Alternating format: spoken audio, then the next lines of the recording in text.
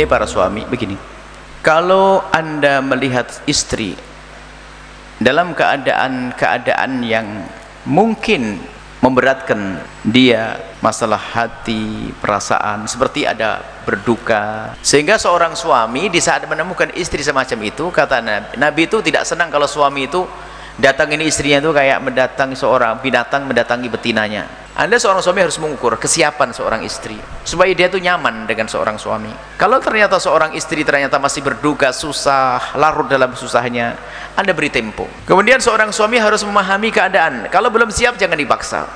Karena kalau seorang istri melayani seorang suami dalam keadaan belum siap, akhirnya menjadikan sebab hubungan tidak nyaman bagi dia. Mungkin dia akan merasakan sakit, mungkin dia akan menjadi kecewa karena apa?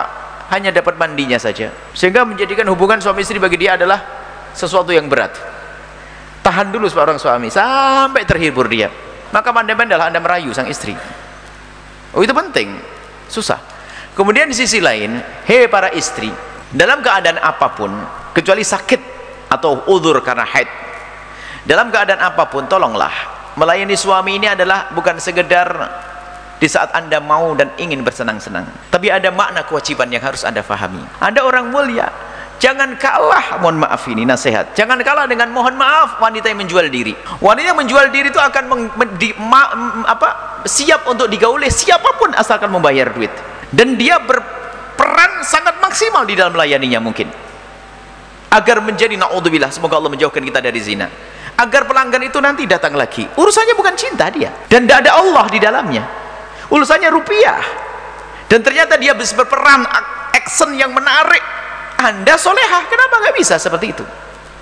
Jangan beralasan karena Anda susah, Anda capek, dan itu juga capek itu yang menjual diri itu, karena berdiri di pinggir jalan berjam-jam sampai ini kau gerak gerimis dan seterusnya baru masuk kamar, na'udzubillah. Setelah itu melayani dengan maksimal. Anda solehah, ada Allah di dalamnya, dari doa Allah. Jangan sampai duka yang selama ini Anda rasakan menjadi sebab Anda tidak bisa melayani sang suami. Satu. Yang kedua, Anda sedikit cerdas lah kalau begitu. Memang Anda dalam keadaan susah, Anda harus cari hiburan yang halal. Itu kan hiburan juga kalau orang Anda faham. Bukankah itu pemesraan yang dirindukan oleh orang yang mengerti makna hubungan suami istri? Kan pemesraan sama suami. Kalau Anda balas dengan senyum-senyum, akan hilang keluh kesah nanti pada akhirnya. Tapi kalau namanya musibah, jangan sampai musibah itu Anda bawa ke atas ranjang. Ranjang itu tempatnya senyum sudah. Musibah bawa dapur sana sambil nangis bikin sambal gitu. Tapi di atas ranjang sudah senyum semuanya, pasang senyum semuanya. Oh indah, dandan semua. Kalau sudah masuk kamar, ini kamar dandan. Dalam susah kayak apapun. Sampai dikisahkan seorang wanita yang solehah, lihat. Suatu ketika solehah itu punya anak satu-satunya. Ini kebetulan kisah seperti ini juga. Suaminya lagi bepergian jauh, rupanya anaknya meninggal dunia. Akhirnya meninggal dunia itu seorang suami istri itu langsung anaknya di kamar sebelah meninggal. Suaminya datang, diajak ke kamar sebelah, diajak mesra sampai mohon maaf sampai hubungan. Akhirnya setelah senang istrinya, bang, kalau seandainya ada orang nitipkan sesuatu kemudian titipan diambil itu boleh enggak sih? Ya boleh dong. Ya boleh dong, miliknya dia kok. Ya titipan yang ada pada kita ini diambil, bang. Titipan apa? Titipan Allah. Orang saja boleh, apalagi Allah. Titipan apa?